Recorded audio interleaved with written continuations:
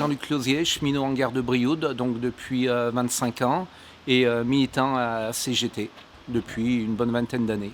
Aujourd'hui, c'est une journée à l'appel des 4 syndicats de la SNCF, CGT Cheminot, Sudrail, CFDT et UNSA. Donc les 4 syndicats ont appelé aujourd'hui une journée de colère des cheminots en fait.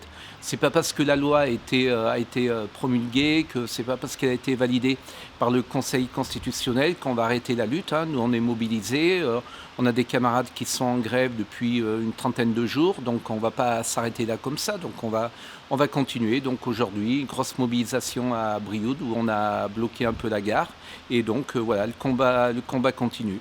Moi, pour une retraite à taux plein, je devrais partir à 62 ans et là, ça passera à 64 ans. Alors qu'il y a 25 ans, quand j'étais embauché, les conditions, c'était que je parte à la retraite à 55 ans. Je devais partir initialement cette année, et puis finalement, avec les différentes réformes, je devais partir dans 7 ans, et finalement, ce sera peut-être dans 9 ans. On a un régime spécial, on a la continuité de service, c'est-à-dire que on travaille 7 jours sur 7. Nous, à Brioude, les journées attaquent à 3 heures du matin et se terminent à minuit 30, donc on tourne à 3. 7 jours sur 7, 365 jours par an.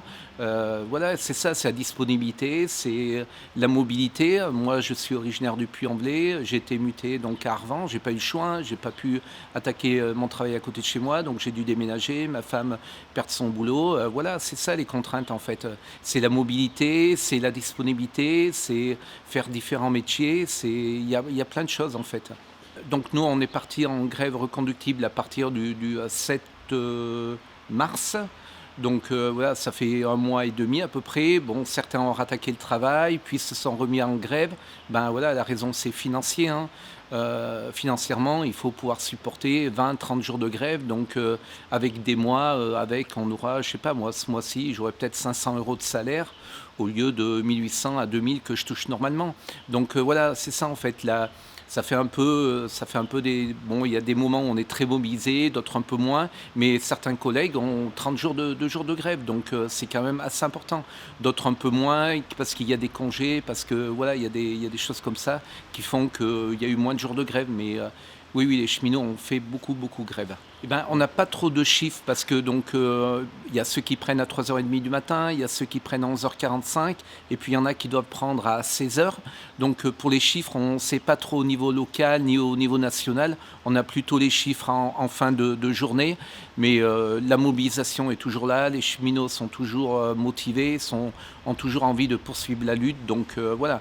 Après, les chiffres ne sont pas aussi bons, il faut se le dire, ils ne sont pas aussi bons qu'au début du conflit, le 9 mars, mais la mobilisation est toujours là, les cheminots sont toujours là, donc voilà, on continuera. Donc le prochain rendez-vous, c'est le 1er mai, donc au Puy-en-Velay, avec un appel interprofessionnel. Les 4 OS, organisations syndicales, sont toujours là, unies et motivées pour poursuivre le combat.